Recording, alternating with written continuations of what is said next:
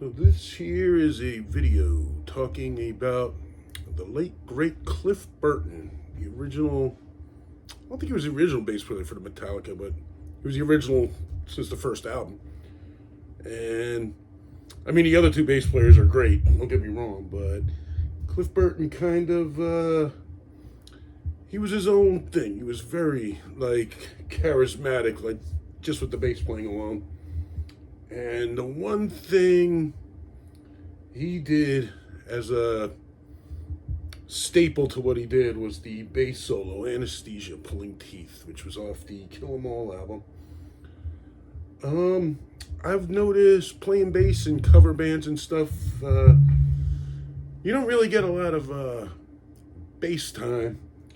Maybe every 7 or 8 gigs when there is a little lull in the noise and the drummer ain't being a spaz, you get to show off a little bit. And I'll do different stuff, something from Manowar, something from Bach, but the Anesthesia song always seems to go over really well. It's kind of like the Eddie Van Halen's Eruption of bass, because everybody knows it. Anything before that, I mean, Geezer Butler did some cool bass stuff. It was basically off the first album, which was phenomenal, but it just everything before that, it's just Cliff Burton's was intense, insane, just way better, and nothing's really been done after it. I mean, there's greater players than him, obviously, but nobody's ever done a bass solo like that. Same thing with Van Halen. I guess you can compare Eddie Van Halen to Cliff Burton and Eddie Van Halen. He's I mean, there's better players than Eddie Van Halen, but if you go on stage and you pull off Eruption, you're going to get a pretty positive response. And I think it's also one of those things, either of these songs, if you played them and everybody knows them, they're just like, wow, you nailed it, you're good. And anybody who doesn't know the songs is going to be like, wow, that was really cool. And I mean, the same thing, I mean, I guess, when David Lee Roth left Van Halen, I just kind of lost interest. And after Cliff Burton died, you could tell he kind of had the charisma of the band. I just lost. I mean, I know their record sales are up, but just me being a guy that's in the real stuff, I just lost interest in the Metallica thing. But yeah, playing this out, playing it in a cover thing, if you ever get a chance, it's really cool. I'm really not gonna describe the whole thing. I just want to go over some of the appreciation of it and what kind of makes it really cool. Some of the things that Metallica really didn't have. A lot of their stuff was chromatic or basic minor stuff, and this bass solo, he goes out of minor into major in weird different modes that I'm not even sure why, but it works. It works really well. And I'm just gonna play this. I notice if you ever play it, I mean, at least whenever I play it, I only go up to right before where the drums come in, because most drummers don't want to play it, because I guess the drum part for the second half is cheesy. But yeah, let's just see what it is. I mean, first of all, he used a lot of distortion, and I think he played through a Marshall and using a Crybaby, but I mean, you could use any distortion to play it out in a little bit of wah,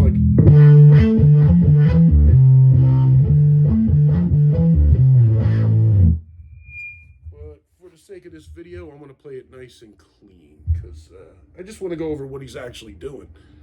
Although if you do have those pedals and you play it like that, it's way cooler. And there's some weird techniques too. I want to throw that in. And we'll just go over it real quick. Song starts off in D. He just kind of hits the D a couple times. I think he's up. And starts off just arpeggios, D minor to C. So it's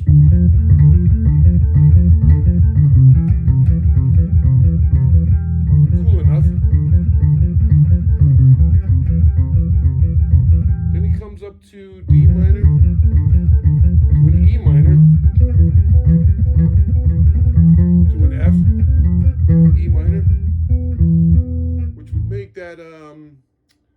make that D Dorian, which is it's more of like a bluesy scale, but it works with this. So after he comes back to the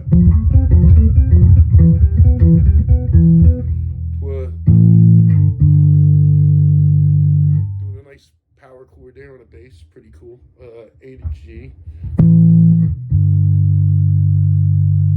And then he goes back to the D Dorian, but he's from a C then to an A.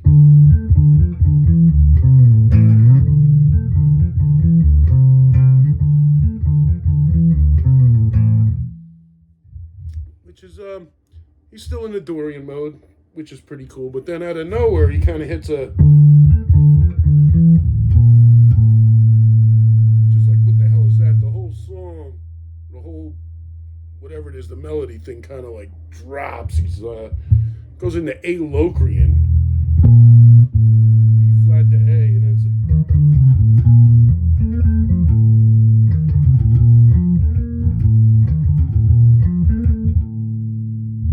so it gets really weird. There's like that A Locrian, which there's no real power chords and there's no real. It's just really cool. But then after doing that a couple,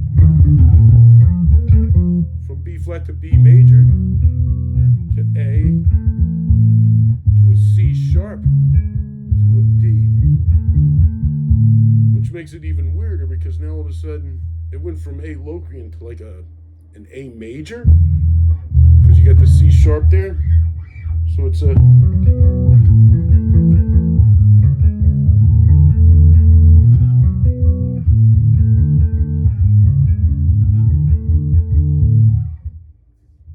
and it still sounds a little spooky for some reason. I don't know if it's because the major just doesn't belong right after a Locrian riff.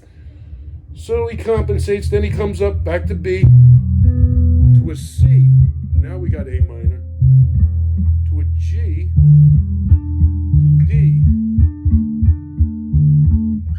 So, yeah, the second half of that.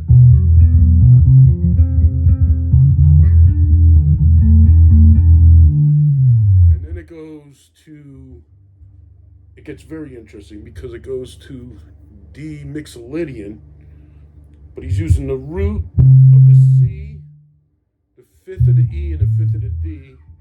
So you kind of, where really it's,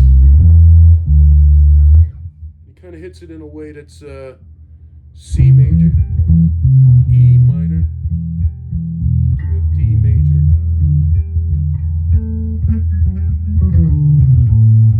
That right there, that's your D Mixolydian, right? Actually, that's the yeah, it's D Mixolydian.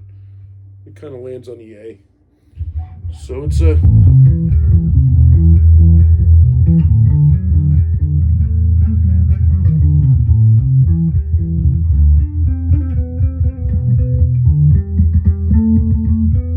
little jam there on the D Mixolydian.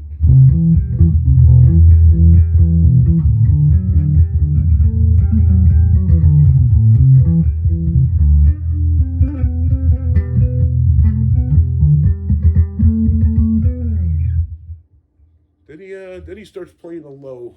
Like, I don't know if you notice, he's been up here the whole time. Now all of a sudden he comes down to a low, nice bottom end C. To an E. To an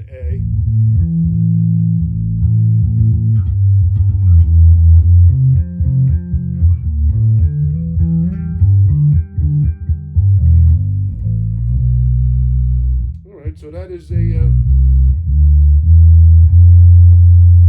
back to your D Dorian, which for some reason it just sounds spooky when I guess after all those other progressions, but it's still really cool.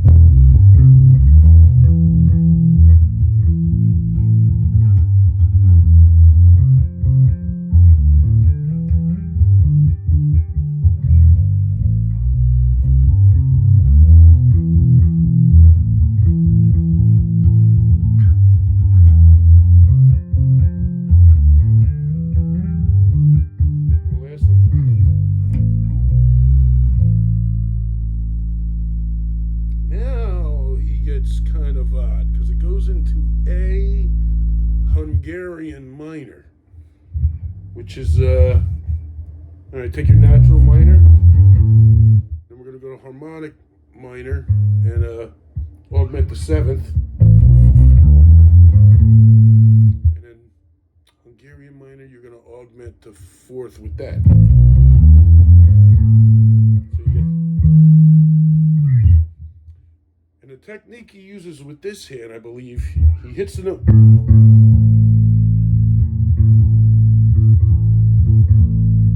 So you're kind of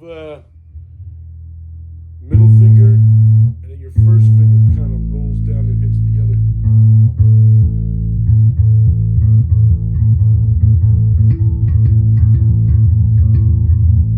So you get it.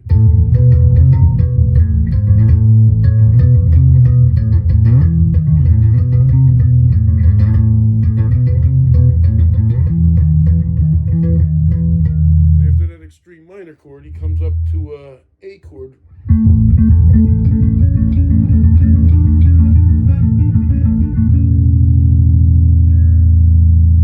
Drums come in, but I usually end it on that Hungarian minor riff with the and you should get a little bit of appreciation, you know, your 15 seconds, why not? The guitars get there the rest of the day. So yeah, I really like that riff. I like everything about it. It's just one tasty lick after another, and that's I don't know, between that and the fact that the distortion that he's using with it, and for some reason it just transcends everything. You could play it, I don't know, you could play it anywhere, anytime, and it just kind of works. Like I said, I mean, even without the distortion, it works. With distortion, it sounds even meaner. But hopefully you like this video, because I kind of like making it. It's just a cool little tribute to Cliff Burton. Well, I think he's he's definitely one of the best. Definitely top 3 in my book. So, I don't know. What do you think?